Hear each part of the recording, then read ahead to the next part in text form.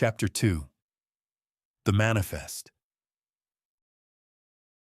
Finn jolted awake, his hand flying out to seize the cold blaster lying beside his head, fingers curling around it before his mind caught up. His heart pounded a wild rhythm against his ribs in the claustrophobic, windowless dark of Pod 114. For a dizzy moment, he was lost. The capsule's low hum mimicked the Emerald's life support, but the air reeked of stale ozone and biting chemical cleaner, not the familiar tang of engine grease and recycled air. Then the heavy, crushing weight of the previous day slammed back into his chest. Leon. Finn squeezed his eyes shut, letting out a long, ragged breath. He had slept deeply, his body finally surrendering to the sheer exhaustion of the flight from Wynn and the adrenaline of the loading docks, but it hadn't been a restful sleep.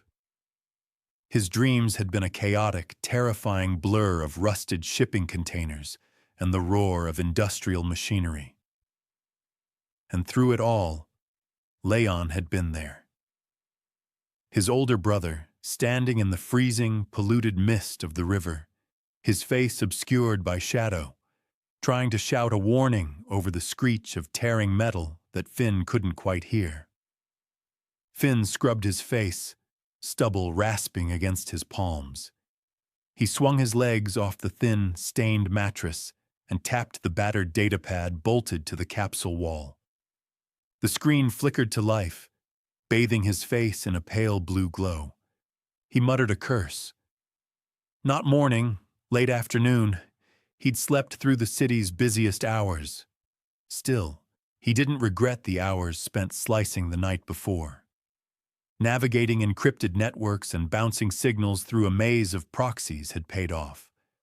Now he had leads, real places to check in Sector 7. But the answers only bred more questions. Athelgard Corp's presence on Echelon was almost everywhere, but their logistics records were a pristine, impenetrable fortress of proprietary encryption. What little Finn had managed to scrape together from the deep web port manifests confirmed his worst fears. Athelgard hadn't officially logged a single shipment through loading dock 44B in over a decade. If Leon had been hauling one of their containers, it was entirely off the books. Ghost cargo. Finn shrugged into his battered leather jacket, holstered his blaster, and slapped the magnetic release on the pod door. He had to move. Another second in this suffocating capsule coffin would drive him mad. His plan for the afternoon was simple, but dangerous. First, he was going back to loading dock 44B. When he had visited the night before, the sector had been a graveyard of shadows and silence. But now, in the late afternoon, the industrial zone would be crawling with cargo haulers, maintenance crews, and shift workers. There would be people around. People who might have seen something, or at the very least, people he could bribe for information about an unregistered Athelgard container. Second, he was going to find Leon's ship. During his late-night slicing, Finn had managed to track down the impound registry for the Sector 7 Port Authority. When the dockmaster had rubber-stamped Leon's death as an accident, they had immediately seized his vessel, citing unpaid docking fees and hazardous material containment protocols. The ship was sitting in a long-term holding bay less than a mile from loading dock 44B. Finn intended to walk into that impound lot, bypass whatever cheap security locks the Port Authority had slapped on the airlock, and fly his brother's ship straight back to Echelon Apex Port. Once it was safely parked next to the Emerald, he could slave its navigation and propulsion systems to his own ship's computer. When the time finally came to leave this miserable, neon-choked planet, he would tow Leon's ship back out into the void where it belonged. Finn pushed through the heavy plasteel doors of the rusted anchor and out into the crushing reality of Echelon. The smog was thicker today, hanging low over the brutalist ferrocrete architecture and catching the sickly yellow glare of the street lamps. The roar of Sector 7 was constant. Automated factories thumped and hissed. Coolant towers vented massive plumes of white steam into the polluted sky, and the streets were packed with a frantic, exhausted tide of humanity. Finn pulled his collar up against the freezing drizzle blowing off the dark river, head down as he merged into the throng of shift workers. It took 20 minutes to weave through the chaotic, multi-level maze of walkways back to loading dock 44B. The area looked entirely different in the harsh, flat light of the afternoon. The deep shadows were gone, replaced by the relentless, grinding reality of heavy industry. But the scene of the accident remained untouched. The flimsy yellow Port Authority hazard tape still fluttered weakly in the wind around the warped container, and the stain Finn did not want to look at. Finn stopped a dozen yards back, leaning against a rusted stack of empty fuel drums. He stayed behind the tape this time. He just watched. The loading dock was busy. A crew of 4 rough-looking stevedores in grease-stained coveralls were operating a smaller, magnetic hover loader nearby, shifting pallets of plasteel piping.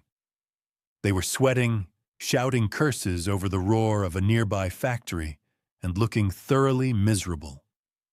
These were the eyes and ears of Sector 7, the kind who saw everything and told the authorities nothing.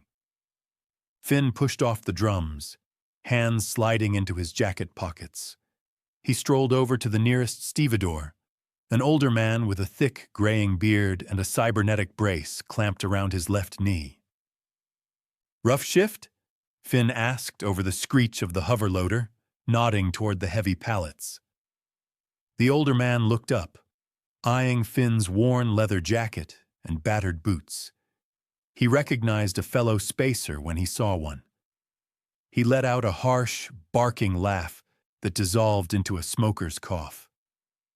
"They're all rough down here, friend. You looking for work? The Port Authority is always hiring meat for the grinder." "Just passing through," Finn replied smoothly, leaning casually against a nearby pylon. He gestured with his chin toward the shipping container sitting in the shadows of the defunct coolant tower. "What's all the hazard tape about? Accident?" The stevedore's expression darkened slightly, his eyes darting toward the cordoned-off area before returning to his datapad. "Yeah, nasty one, too," the man muttered, lowering his voice despite the roaring machinery around them. "A Class 4 heavy lifter blew a hydraulic coupling a few days ago. Dropped a full load right on some poor courier from the outer rim, flattened him." Finn kept his face perfectly neutral, forcing his jaw to relax. "That's rough. They shutting the dock down?" "Not a chance," the stevedore scoffed, shaking his head. "The dockmaster is losing money with that pad closed off. The whole mess is getting cleared away tonight. The cleanup crew is coming in on the 3rd shift to scrap the container and haul the lifter away. Gotta keep the credits flowing, right?" The older man tapped the screen of his datapad, the device chiming loudly. "Look, I gotta go. My shift is ending soon, and I'm not sticking around to watch the scrap boys hose the Duracrete." "Thanks for the warning," Finn said, offering a tight, grim smile. "Fly safe." The stevedore gave a tired salute and limped away toward the hover loader, shouting orders at the rest of his crew. Finn lingered by the pylon, alone now, thoughts spinning. Tonight, the scene would be wiped clean. If the dockmaster was going to scrap the planted hydraulic coupling and the Athelgard container, they were erasing the only proof that Leon had been murdered. Finn's first instinct was to tear past the yellow tape and start ripping the control panels out of the crane, searching for a digital log of who had actually overridden the safety protocols. But the cold logic of the void stopped him. He couldn't do anything that would be seen as suspicious. The dock was still crawling with workers, and if the cleanup crew was arriving soon, he'd be caught red-handed tampering with a crime scene. He needed to see what happened, but he couldn't be standing here when it did. Finn waited patiently until the stevedore crew finished shifting their last pallet and piled into a rusty transport skiff. The moment they disappeared into the choking smog of Sector 7, Finn moved. He didn't approach the yellow hazard tape. The surrounding loading bays were still too busy, filled with the grinding noise of machinery and the shouts of shifting crews. Ducking into the cordoned-off area now would draw immediate attention. Instead, he circled away from the scene, slipping behind the hulking, defunct coolant tower that loomed over Dock 44B. A rusted, narrow catwalk clung to its side, 20 feet above the cracked ferrocrete. Finn scrambled up the screeching metal grating, keeping his head down and his back pressed against the peeling paint of the tower. He reached the edge of the catwalk, which offered a perfect, unobstructed bird's-eye view of the warped shipping container and the towering heavy lifter crane below. He reached into the inner pocket of his leather jacket and pulled out a small, matte black sensory node. It was no larger than a coin, typically used by void runners to monitor cargo hold integrity during deep space transit. Finn snapped the tiny camera's magnetic backing to the underside of the handrail, hiding it from sight. He tapped a quick sequence into his wristcom, syncing the feed. Instantly, a green-tinted view of the dock flickered to life on his wrist. Satisfied, Finn slipped back down the catwalk and vanished into the neon-lit chaos of the industrial zone. He needed a place nearby to watch the feed, and desperately needed food and whatever passed for coffee in Echelon. A minute later, he found a diner wedged between an automated factory and a dead coolant tower. The neon sign buzzed, promising noodles and recaf. Finn slipped through the swinging glass doors. The diner was nearly empty, thick with the smell of fried oil and bad coffee. He slid into a cracked vinyl booth at the back, collar up, back to the wall. He ordered a black coffee and a plate of something the waiter promised was eggs, his eyes locked entirely on the glowing green feed of his wristcom. The wait for the cleanup crew had begun. Finn lingered in the booth for nearly an hour, nursing a bitter recaf that tasted like battery acid. The diner hummed with clattering plates and the low, weary talk of scattered shift workers. But Finn's attention was on the small screen on his wristcom. The feed from the hidden camera above loading dock 44B remained maddeningly still. The Athelgard shipping container sat silently. Finally, just as Finn was forcing down the last bite of his rubbery protein meal, the screen flickered with movement. A heavy, unmarked flatbed truck hovered into view, its repulsor coils whining so loud, Finn could almost hear them from the diner. No Port Authority insignia, just matte black paint and blacked-out windows. Finn leaned in, pulse quickening. 5 figures emerged. 4 wore sleek, dark tactical gear, faces hidden behind polarized faceplates. They moved with chilling precision, ignoring the hazard tape. 2 headed for the crane's rusted ladder, plasma torches in hand. The other 2 strode to the shipping container. But the 5th figure made the hair on Finn's neck stand on end. No tactical gear, no heavy boots. He stepped from the truck in a charcoal gray suit and a long, dark overcoat that swept the wet ground. Rigid posture, hands in pockets, he didn't help, just stood at the edge, radiating cold authority as he observed the cleanup. Finn watched, his breath catching in his throat, as the tactical crew attached thick magnetic grapple cables to the corners of the warped Durasteel box. The flatbed truck's onboard winch screamed, and slowly the container was hoisted into the air. As the shadows lifted beneath the container, the green-tinted feed revealed what the container's crushing weight had hidden. Finn's eyes widened. He nearly knocked over his coffee mug. It wasn't just a stain. Crumpled in the corner where Leon had died was the twisted wreckage of an industrial synth. The humanoid machine was completely pulverized, its armored chassis caved in and sparking with severed fiber optic cables. But it hadn't been crushed entirely by accident. One of the synth's mangled metallic arms was outstretched, reaching desperately toward the spot where Leon's body had been found. Clamped in the synth's crushed hydraulic fingers was a torn scrap of leather.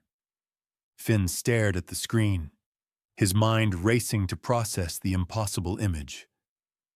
Synths didn't just wander around active loading docks, and they certainly didn't get crushed under falling cargo unless they had been standing right next to the victim by design.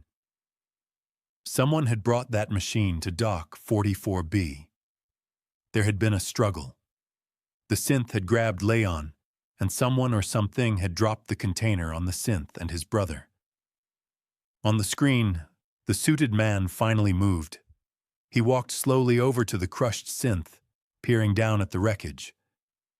For a brief second, he turned his head, the harsh glare of a distant light catching his sharp, angular features and slicked-back hair. Finn didn't hesitate. He zoomed in on the man's face, tapped the capture key, and saved the image to his encrypted drive. "Got you," Finn thought grimly. The man in the dark coat gestured with a gloved hand. The crew didn't bother documenting the wreckage.